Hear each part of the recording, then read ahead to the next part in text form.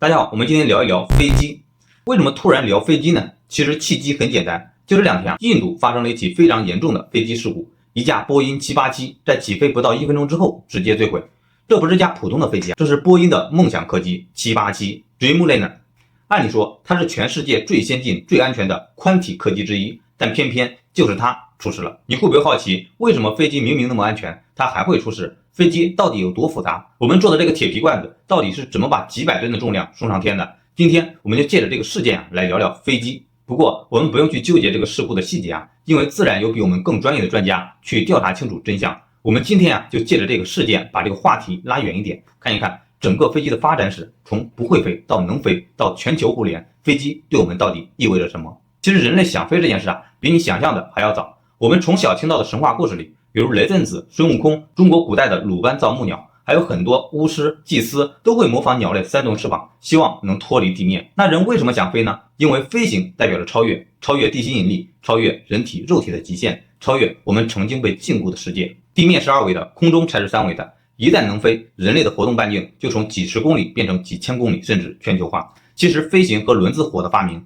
在文明史上的意义差不多，都是次维度的跨越。但真正让飞行进入现实，靠的是科学而不是神话。最早成功让人飞起来的不是飞机，是热气球。1783年，法国的蒙特戈飞兄弟放了第一支载人热气球，靠热空气的升力，人真的被带上了天。不过那时候的飞行方向稳定性基本上都是看风的心情，你只能飘不能控制。接下来人们就开始研究，我能不能像鸟一样主动控制。19世纪很多发明家搞出来了滑翔机、扑翼机，但都不太行。一直到1903年，莱特兄弟出场了。这哥俩跟别人的区别在于他们不仅关注升力，更关注控制力。他们研究了3轴控制系统：升降舵、方向舵、副翼，也就是现代飞机操控的核心。莱特兄弟第一次飞行只飞了12秒37米，你听着可能觉得可笑，但其实那12秒拉开了现代航空的大幕。从1903年到现在，其实才过去了不到100多年，但这100年里飞机的变化可以用2个字：疯狂来形容。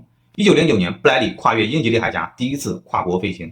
1927年，林德伯格跨越大西洋36小时不停飞。到了2战，飞机已成了制空权、战争胜负的关键。2战后，喷气式发动机的出现，速度直接突破了音速。1970年，波音747诞生，开启了平民化、大规模的商业飞行时代。21世纪，像787、A350这样的复合材料飞机，让跨洋旅行像坐高铁一样平稳。你可以想想，这个速度比汽车、轮船、火车的进化速度都要快，甚至比计算机更夸张，因为它不光是硬件，更牵扯到了空气动力学、材料科学、自动控制、冗余系统、软件、气象学。可以说飞机本身就是现代科学的集大成者。那我们思考一个问题，飞机到底给了我们什么？第一，它压缩了空间感知。在古代，从中国到欧洲可能需要几个月，今天从北京飞到巴黎10个小时，空间被打平了，地球被折叠了。这直接改变了贸易、文化交流、家庭结构、商业全球化，甚至战争的形态。2战之前，战争是地面推进；2战之后，是战略轰炸机和洲际导弹主导。政治家之间的会谈不用靠书信了，坐飞机去一趟就行。全球分公司早上刚开会，新加坡接着就能直飞纽约。你可以说，飞机让世界第一次真正连成了一个整体。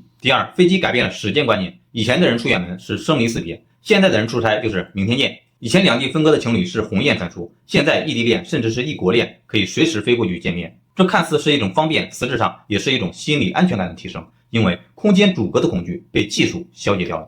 第三，飞机还间接地催生了很多新兴的产业，旅游业大爆发，国际会议经济、全球物流、生鲜、药品、零配件跨境流动，留学潮与移民潮。你要知道，没有飞机就没有这么大规模的跨国教育与人口流动。其实全球化最底层的技术支撑并不是互联网，而是交通工具，尤其是飞机，因为它是物理级的提高了全球的效率。当然，飞机带来的也不全是好事。首先，它放大了病毒的传播，比如当年的 SARS、H1N1 以及最近的新冠。飞机把病毒快速地带到了全球的各个角落，没有飞机，疫情可能根本没有那么快爆发成全球性。其次，它让战争的破坏力也成倍放大，没有轰炸机就没有广岛和长崎，没有战略空军，也许冷战的核平衡会是另一种形态。还有一点，安全感反而被技术本身绑架了。当我们习惯每天几百万架次航班准点起落，一旦有一架出事，全球都会震动。这就是现代社会的脆弱性，冗余很强，但一旦失效，代价极高。那么飞机未来会进化成什么样呢？现在其实已经有了一些趋势非常明显。超音速复兴，像 Boeing、Hermes 这些公司想把超音速商业航班重新做回来。未来纽约飞伦敦可能只要3个小时。自动驾驶飞机 AI 飞行控制系统正在测试，未来或许不需要机长了，地面控制中心可以远程飞几百架次。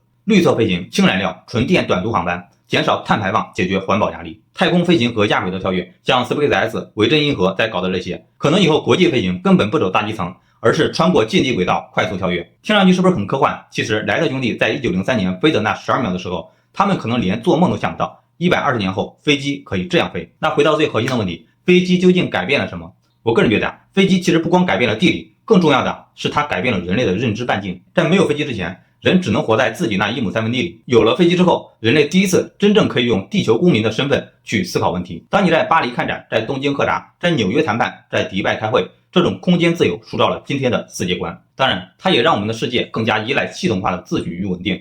一旦这个秩序被打破，比如一次空难、一场战争、一场瘟疫，整个系统就像高速运转机器突然卡顿，所有人都会感到那种不适。所以，飞机既是一种自由的象征，也是一种文明负重的缩影。它承载了我们的速度、欲望、梦想，同时也提醒着我们，技术背后其实永远藏着风险与责任。好了，今天我们就聊到这里。如果你喜欢深挖这种背后逻辑的内容，记得点赞订阅，也欢迎大家在评论区跟我说说你对未来飞机的期望。感谢你们，我们下期见。